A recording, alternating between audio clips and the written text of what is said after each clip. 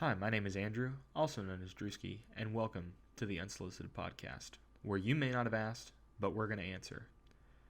Thanks for tuning in and listening, and go ahead and give us a follow if you enjoy this episode, but we're going to go ahead and dive right in.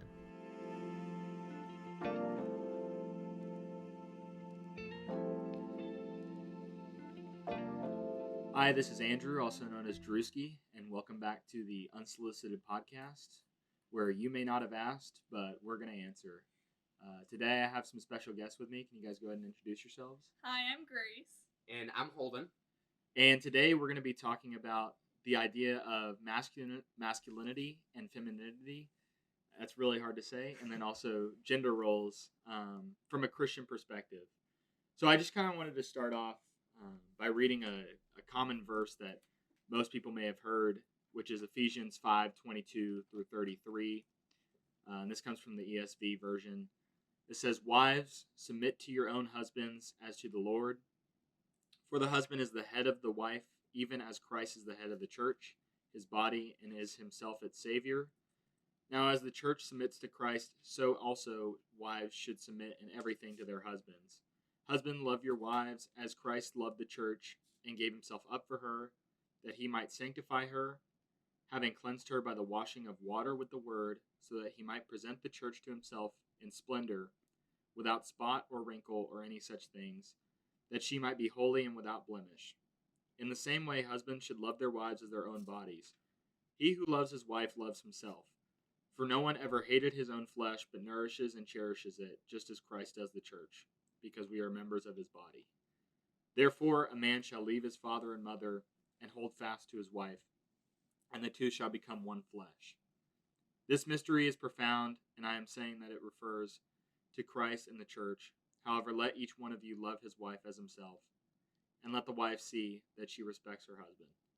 So I know that was kind of a long passage there, but do you guys have any kind of initial thoughts that stick out to you from that text? I mean, from like the worldly perspective, submission is hard for everybody. Like even everybody, regardless of gender, is called to submit to the church and submit to the Lord, and that's hard too. Like submission in general is just hard. So at first glance, this verse is hard, and it's hard because of that distinction between husband and wife and the different. Basically, it says in my Bible, I have a study Bible, so like the notes that like wives are called to submit to the husband, husbands are called to love their wife, not necessarily submit. Yeah. Like that's a very unusual thing to hear now, but that doesn't mean we should like cast it away. Yeah. Yeah, I think at first glance, a lot of women see wives submit to your husband, and males think, yeah, submit to me if it gets in an argument, and that can really be hurtful. But if it's done in the right way, with husbands loving their wives as they love themselves, then you don't ever get to that point. And then it all makes sense. With, yes, the male is the leader of the household, and I love him and he loves me, and we both know that, and I trust him with leading, so I will submit under his leadership, you know? Yeah.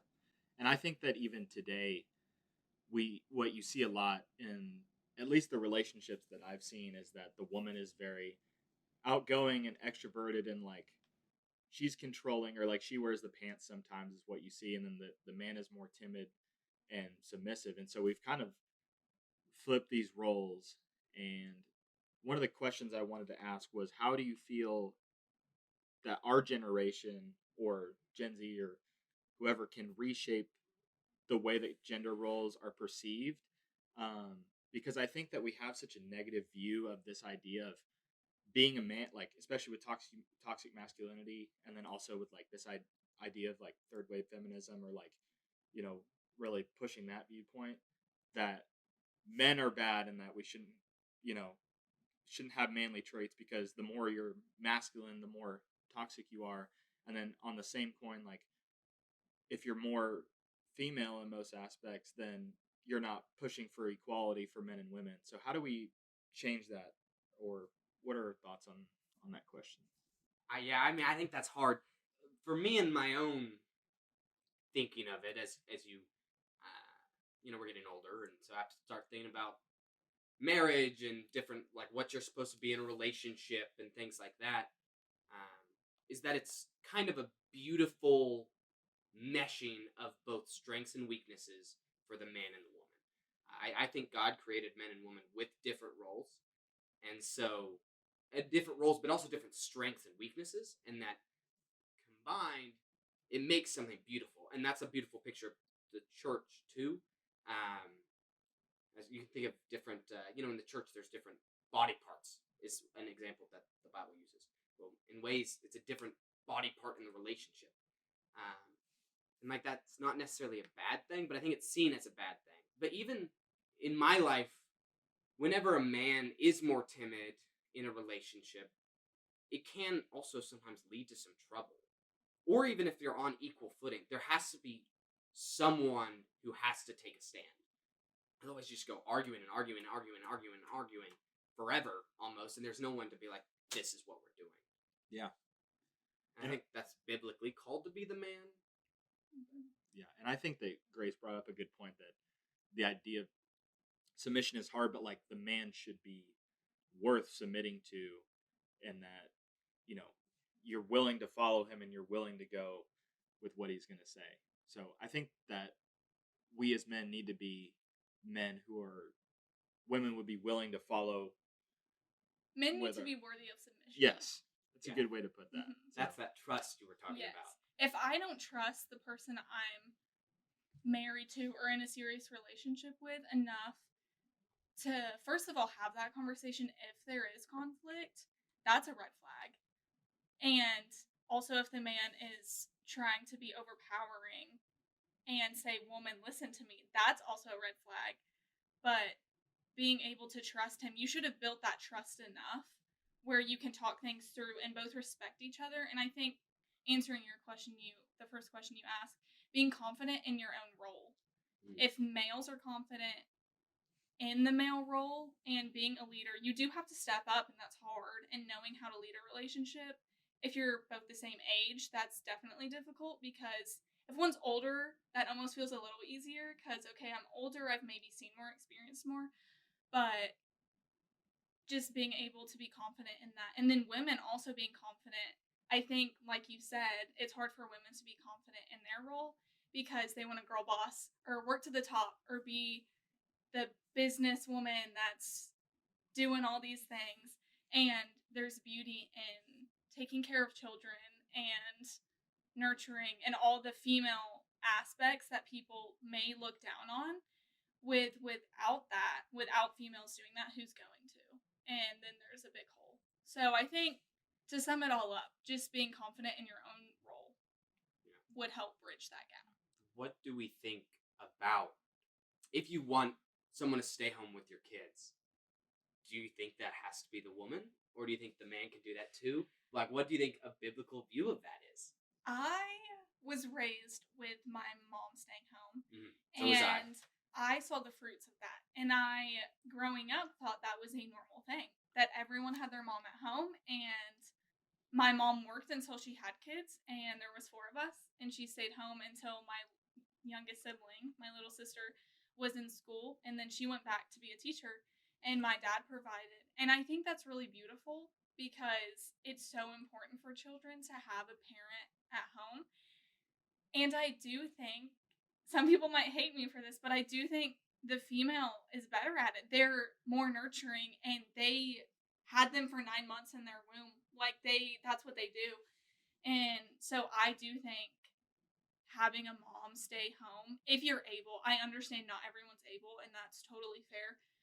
But for the child's sake, having your mom in the home raise you is so special. And I didn't realize how special it was until I grew up and saw the fruits of what families with both parents having to work look like. And so being able to be raised by my mom instead of a babysitter or a nanny was super sweet. And I'm not saying that being raised by a nanny or babysitter is bad, but being able to have your parent there is just really sweet. Yeah. And I think something that kind of goes back to a point that you were making earlier is, like, we don't want to admit necessarily that there are different roles between men and women, but I think that an example that I showed you guys video last week of kind of it was a secular video, but I think it demonstrated some good content for like this idea between men and women. And one of the examples that the video provided was if you have two jobs and one of them is you need to go outside and dig a big ditch outside, and then the other one is you need to like sit in the house and like clean or like take care of the child. Like naturally, men are gonna want to go outside and like dig a ditch and like do all that. And I could be wrong, but I feel like most of the time women would prefer not to do that, and like the vice versa is true of that statement. So I think that it's something innate that we just don't want to admit because it feels unequal to put people in a box, and not every situation is the same. But I would say generally the way we're created is, even if you look at creation itself and then the fall, the toil that God gives to each gender is the man's toil is in his labor, and then the women's toil is in her childbirth. These are like the two things that they're created for, in a sense, if that makes any sense. So it makes perfect sense. And biologically, males have more muscle and women do not. And so a lot of these and a lot of going out and digging a big hole, a male 9 times out of 10 is going to do that better than me. Yeah. I'm stubborn. I might be able to dig a better hole than a guy or two, but in the long run, guys are going to be able to do that and sustain that more than me. I'm tiny. What am I going to do? I'm 6'3", 270. If I go in and try and hold a child, I'm not the most nurturing person you've ever met in your life. So, yeah, I think there's a natural sense that we just don't want to admit is there. But I think that's also because we've made it a problem to be really feminine or really masculine to fit into your role, because that's not the way the world works. Like you were talking about being a girl boss, or a guy, being too toxic is another example. But yeah, I think we just have created these two extremes that we really don't like, when really that's more where we should lean towards and like lean into our roles. And I will say it is hard for women, of course, me being one, with striving after. I'm a nursing student, so being able to strive after your career, but also I really want kids. So thinking about staying home and also doing school and furthering my career, it's really can cause some division in your mind of, okay, I want to do well in this, but I also love kids. So I see how there is a really big, some people just have to full send into one or the other, I think, in their mind. And so that is really hard. Yeah. That was actually one of my questions was, as a woman, and you're pursuing a degree in nursing, and then eventually, you're doing clinicals and this whole thing. How do you balance that kind of desire for a family with the desire for, a job and your calling? Or That's tough. I think with nursing, it's nice because it's very flexible, and it's something I could get back into after kids. Right now, I think it would be really sweet to be able to stay home with my children and raise them and take care of them. But also, I know myself, and I love working and working hard, and I love nursing. So seeing how that ages will be interesting. But I definitely think my love for my children will overtake my desire to work in the long run, because I do just really love kids, and seeing my mom be that for me was really special. And so I think I would want to be able to do that for my children if financially it's an option, because I understand sometimes it's not. So if it was, I would definitely consider it and would like to. But balancing that is very difficult, and I don't have children, so I don't have an answer point blank of what I would do. But that's my thoughts. So is it okay? It's not like the best way to phrase it, but do you think it is a woman's like quote unquote job to stay home with the kids? Sorry, I don't know my opinion on it. That's why I'm asking. I understand. Let me think. I wouldn't say it's their duty. Okay. they have to quit what they're doing and stay home. I think it's definitely person-to-person basis.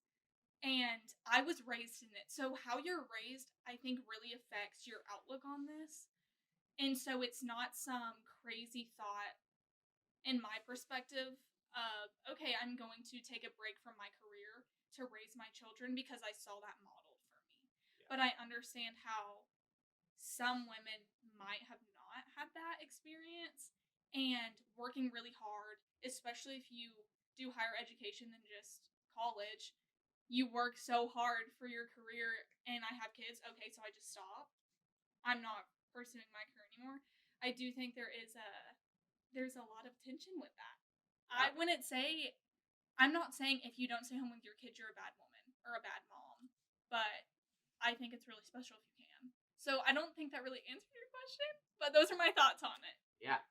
I'd be interested, and I don't have the data because I'm not that well researched for this conversation, but it would be interesting to see the difference in outcome. So one of the things, the video that you had us watch, it talked about the different outcomes for people raised in a single parent home, but specifically a single man home or a single woman home.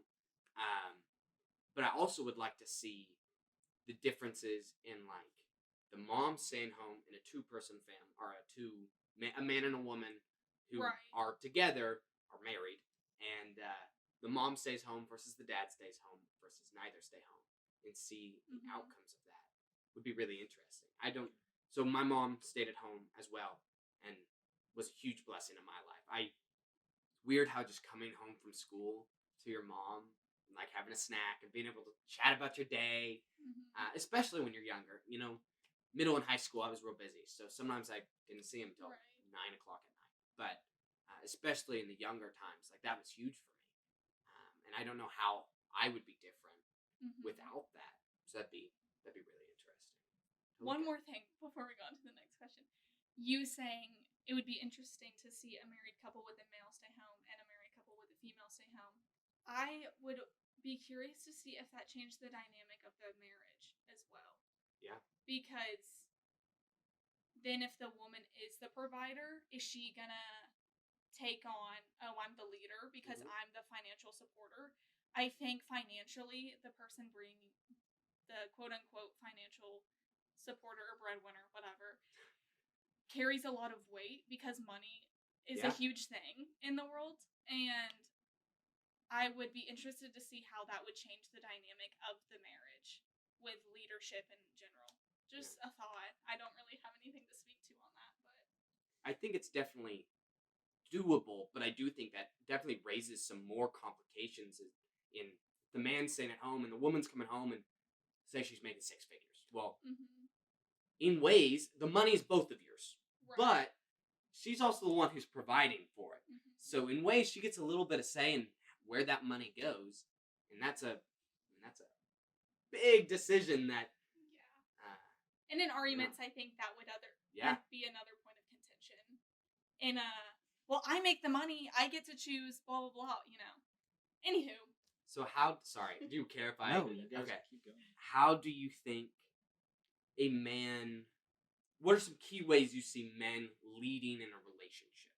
So, does that make sense? What I'm asking. So, how do you loving in marriage? In marriage or just a relationship? Well, marriage, I think, is the better category for this. And neither of us are married. None of us are married in this room. So that's a hard way. But me.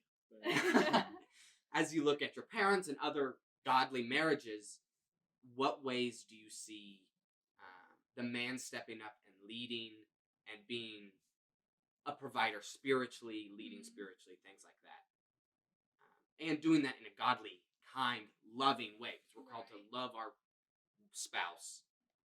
I have seen great male leaders. I have also seen good with some, that might need to be tweaked, you know? Yeah, absolutely. And I think there's probably good. Everybody has some.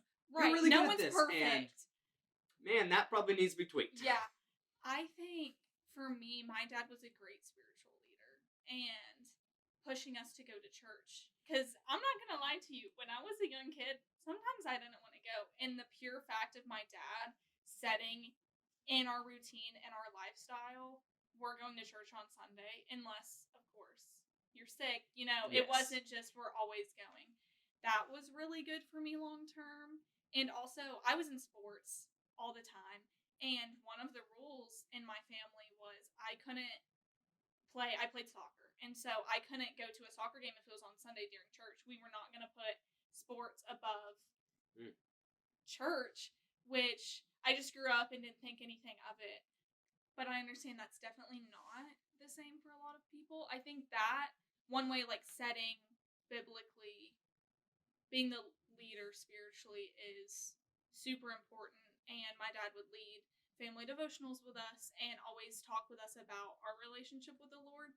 And not in a prying way, sometimes maybe, but he was not trying to. It all came Yes. from good intentions.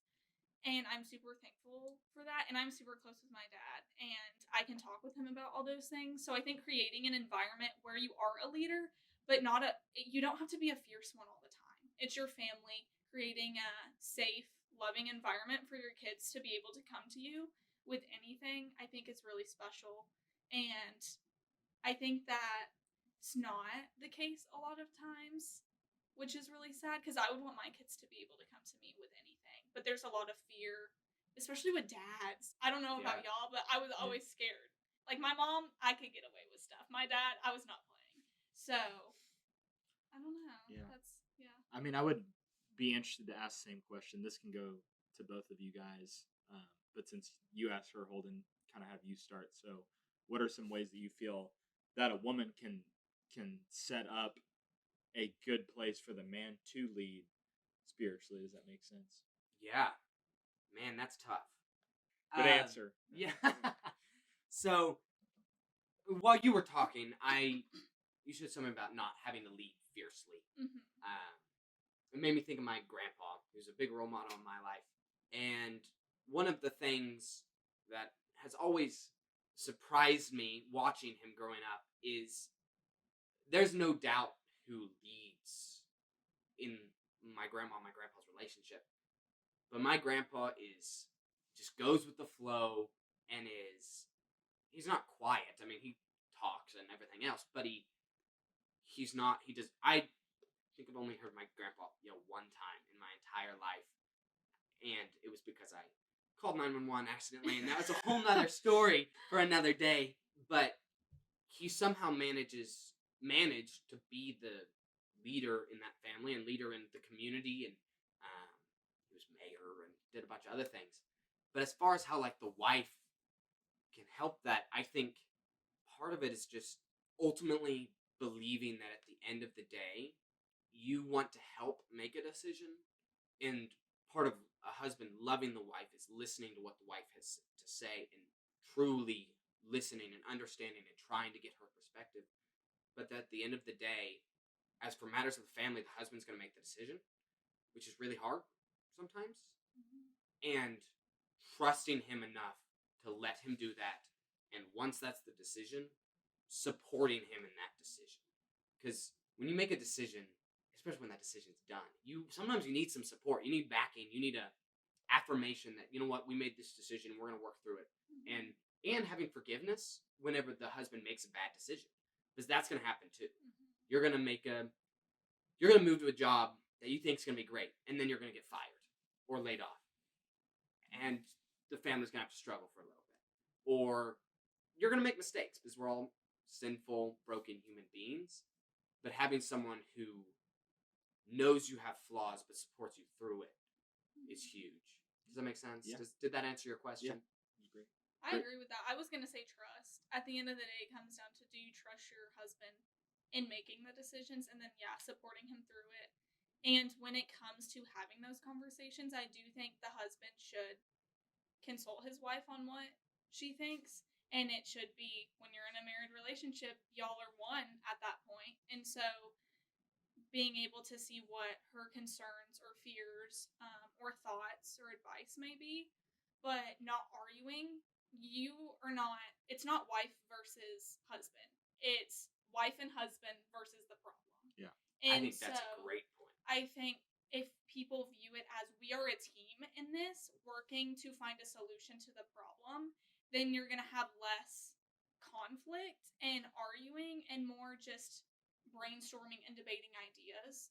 And that is very helpful because once you get to a point of rage and emotions are high and it's I'm right, you're wrong, this is blah blah blah blah blah blah, and It can gets be hard to come back you down can't from that. you're too emotional, you can't make a logical decision most of the time once emotions are that high.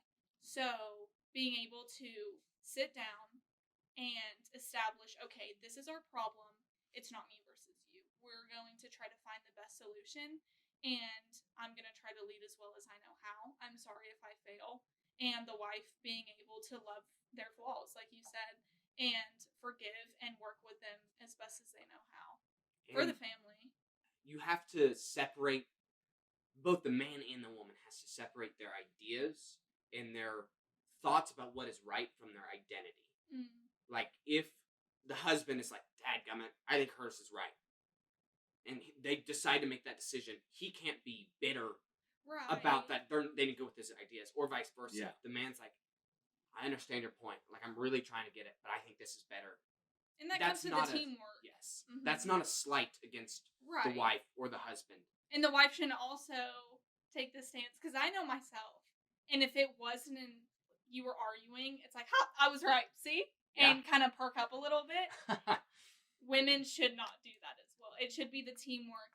Like, if you're on a football team and someone throws out a play, hey, we should do this. It's not, see? You know, I mean, maybe sometimes that might have not been the best analogy, but at the end of the day, you score a touchdown, everyone's celebrating with each other. Yeah. It's not, because it requires, you were going to tell me the wrong play, dude. I had to do that, you know? So.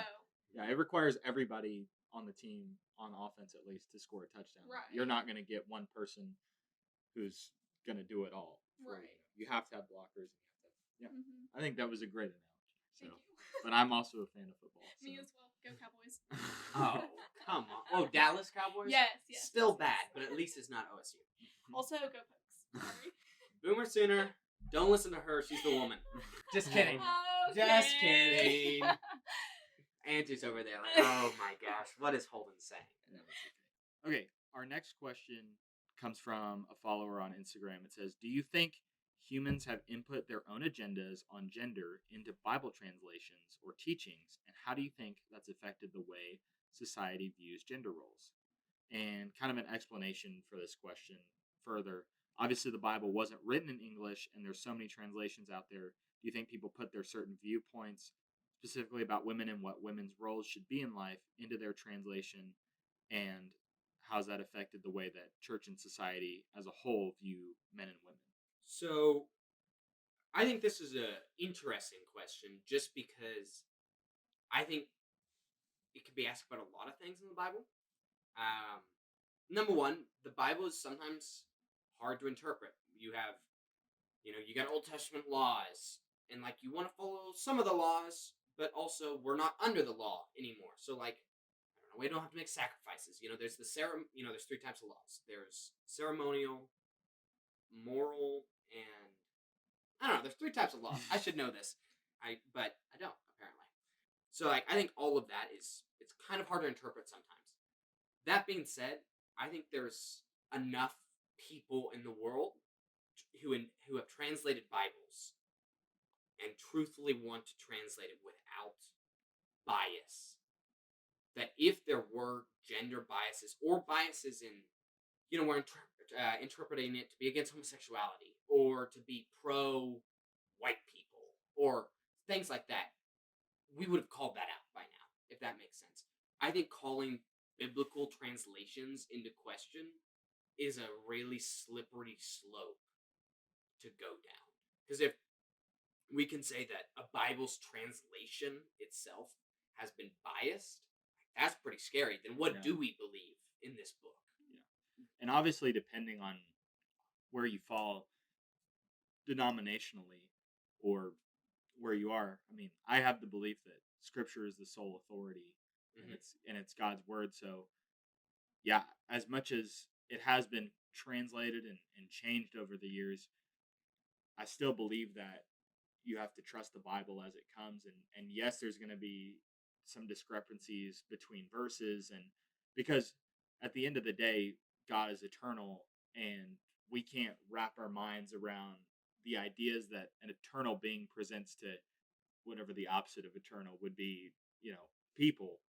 And we're going to view it from our perspective. And that's where we would even get the idea of how marriages could be different in some ways, or how relationships or gender roles are different, is because we're going to interpret it in different ways because we don't fully grasp God's understanding and what he meant with translations or with the original text. So But I really do think that there's enough people, even now, who can read in Greek and Latin and know, they have committed their entire lives to studying this, that I don't think that's a huge issue, if that makes sense. I don't know. What do you think, Grace? I think you can distort or stretch any verse in any way you want to, almost, to justify your lifestyle. Yeah. Is just a super common example.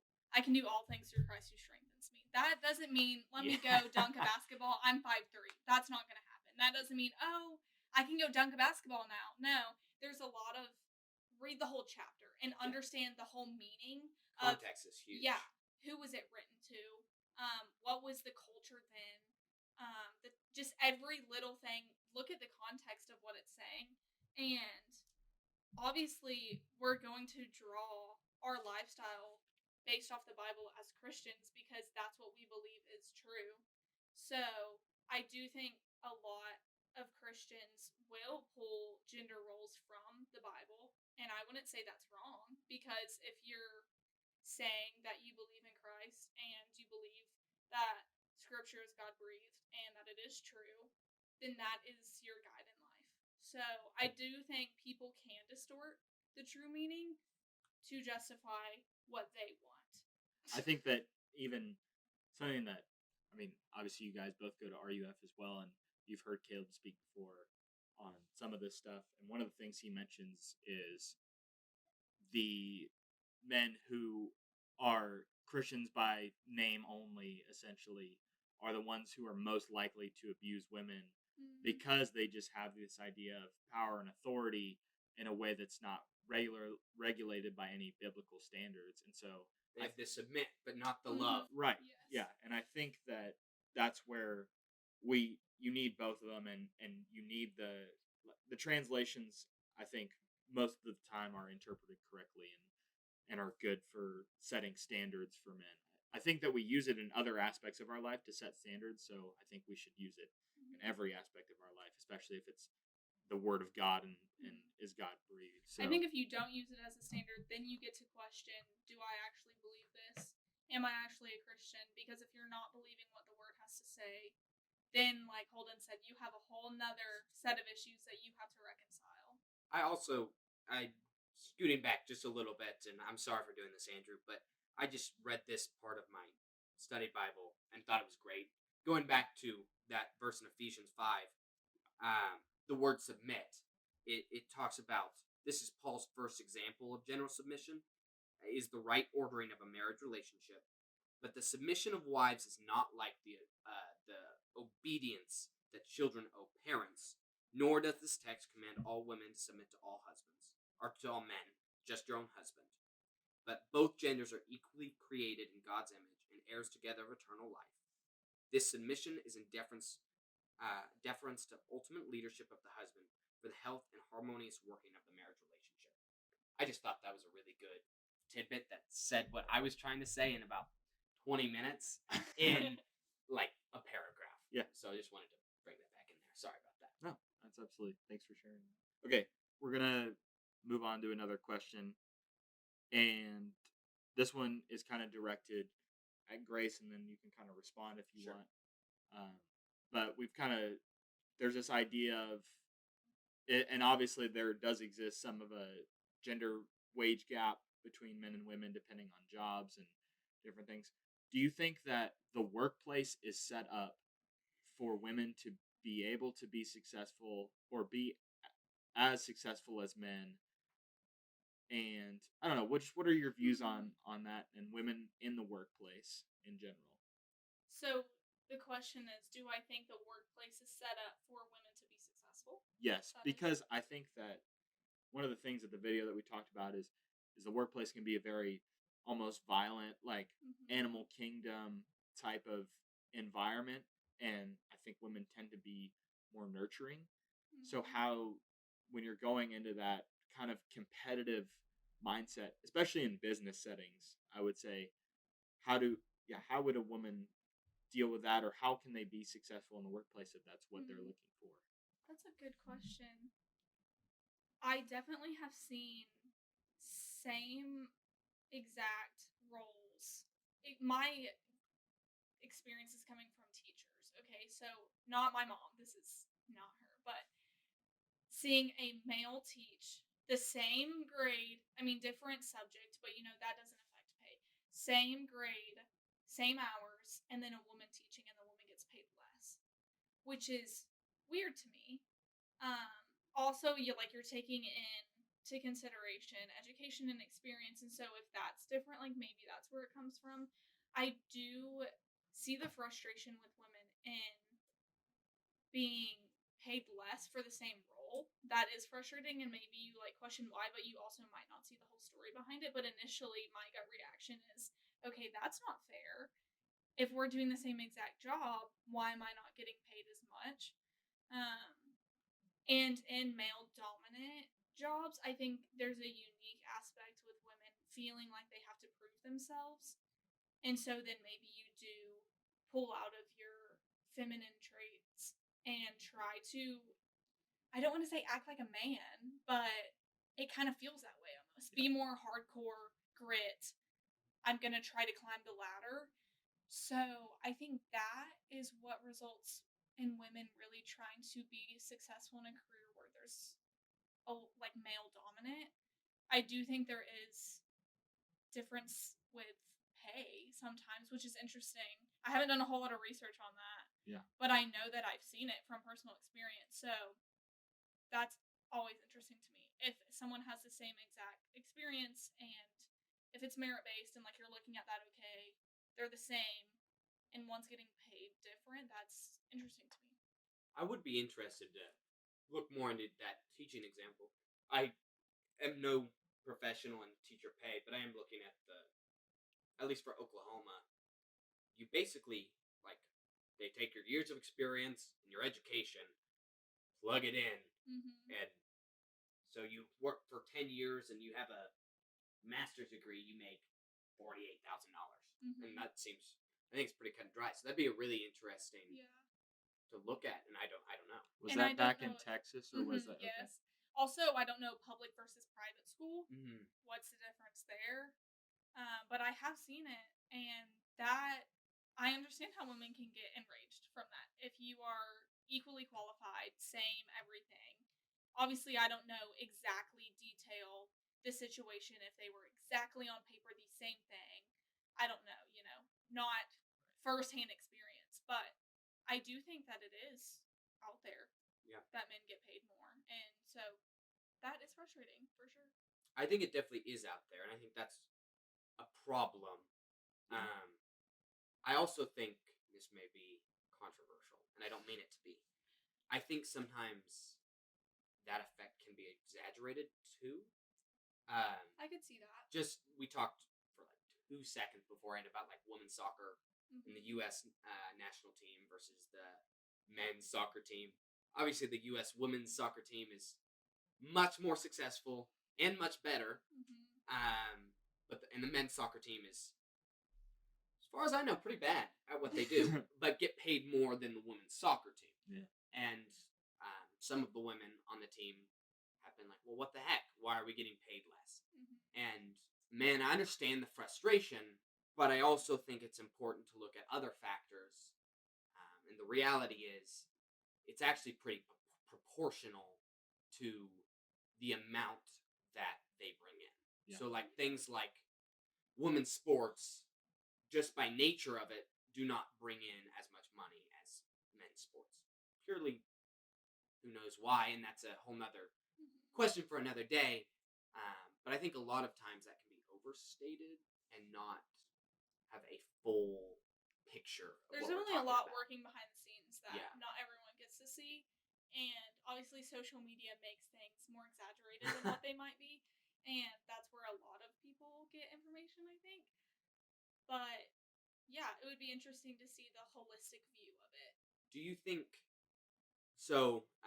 I'm in a politics class this semester, and one of the things that some of the people in the class were saying is how unwelcome and uncomfortable they just feel in politics as a career in general. It is a primarily male-dominated field. There are certainly some very strong women, both nationally and locally, and in the state politics as well, who are in the limelight a lot.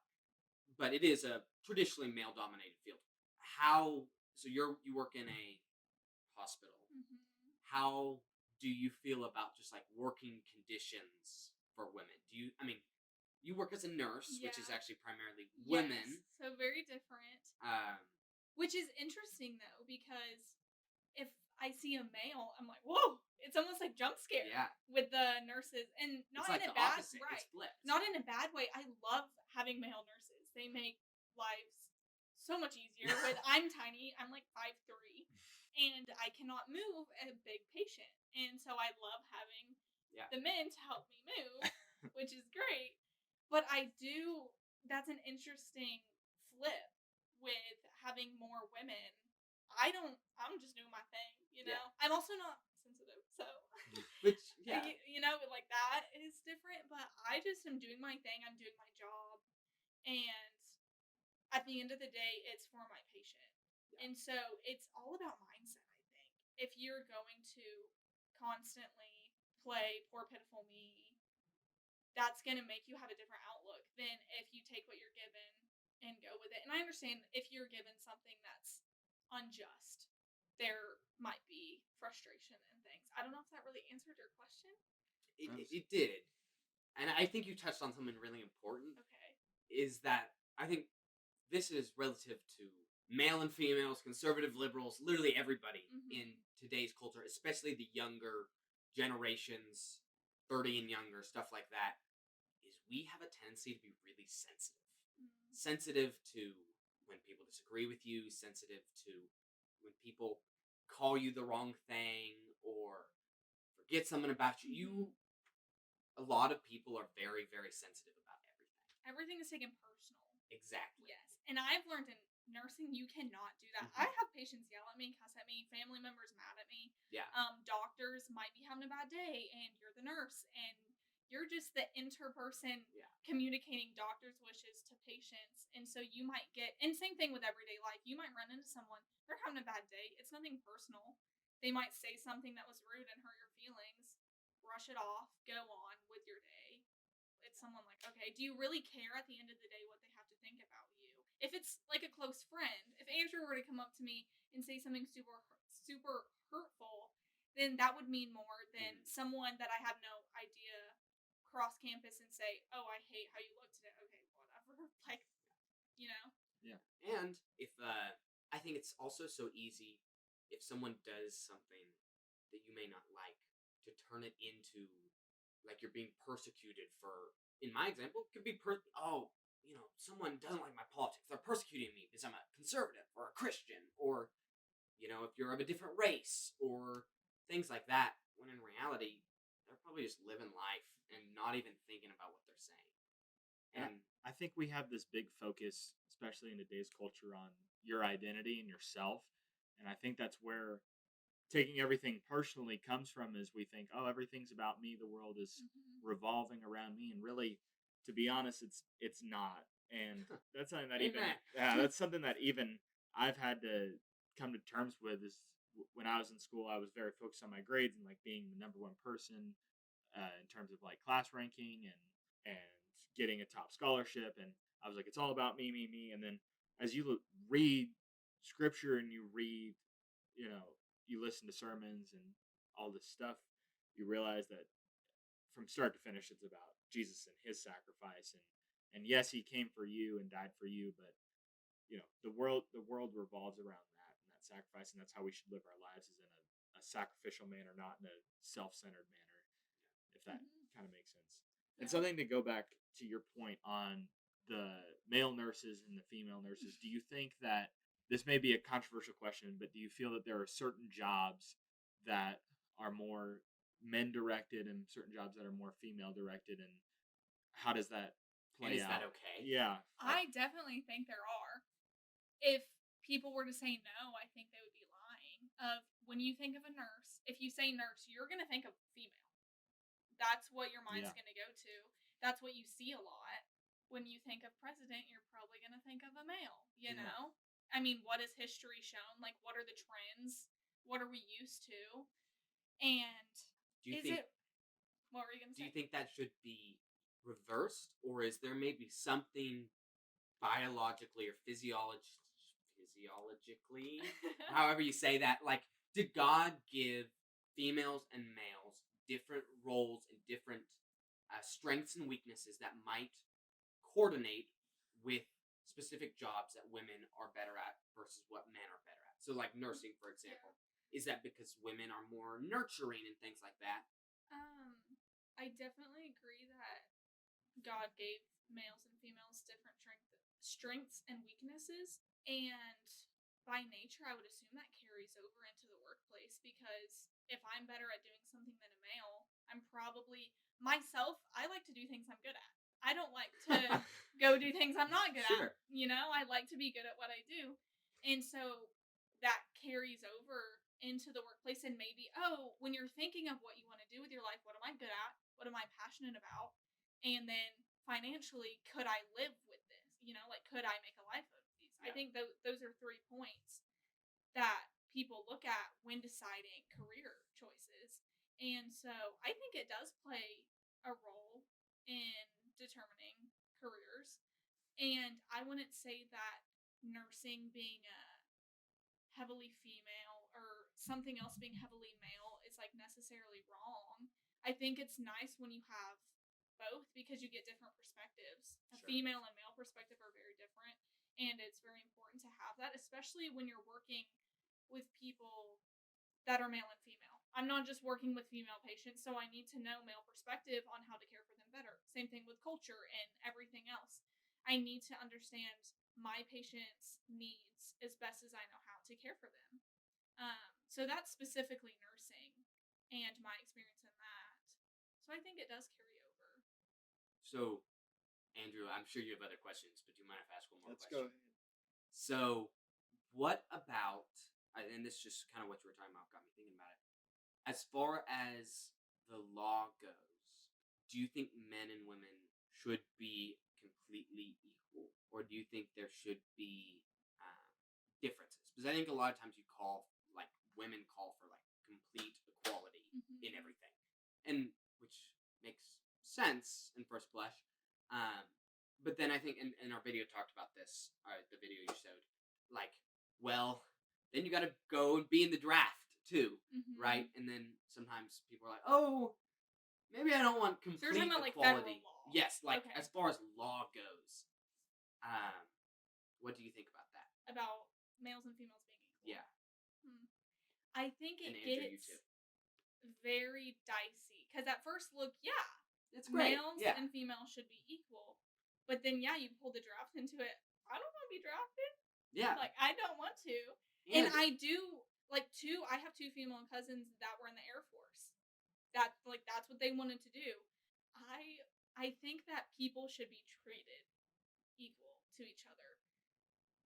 But when it comes to that, it gets really dicey, and I don't have a sentence answer for you. You have to dig down into every. I don't think it's a blanket statement for me being a female and knowing a lot of female views.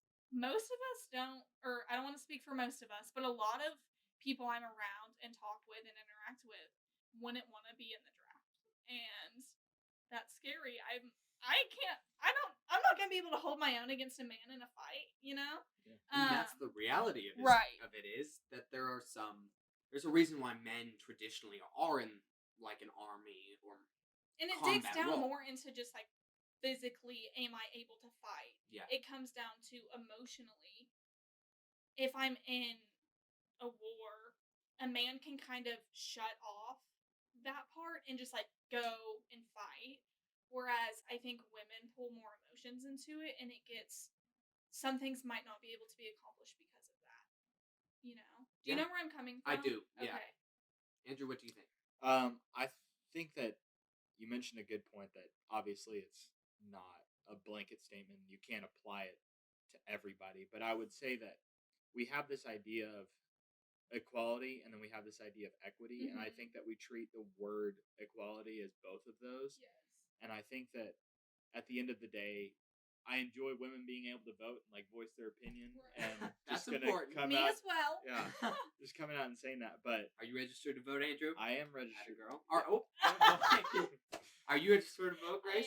I am. There you go. Yeah. So I think that yes, there's important things that we should have, like starting wise, equal. But then it's different when you're like, for example, coming to the draft. I'm going to compare the draft and voting, for example. That with the draft, you're not going to have equal numbers of men and women because men are traditionally going to be better at that with more physicality and also I think we just have a nature of wanting to go out and defend our honor and defend our country. And then the same thing with voting. Like you're not going to make it equal where exactly 50% of men vote and exactly 50% of women vote because whoever votes is going to vote, and then we want to take that into account. Um, so I think that's we get this idea of equality mixed up with everything being equal and everything being the same at the end versus everything being the same at the beginning of the problem.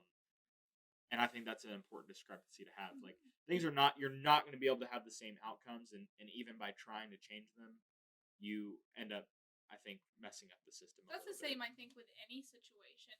Going back to nursing again, if I treat every patient the same, that is not going to do me any good.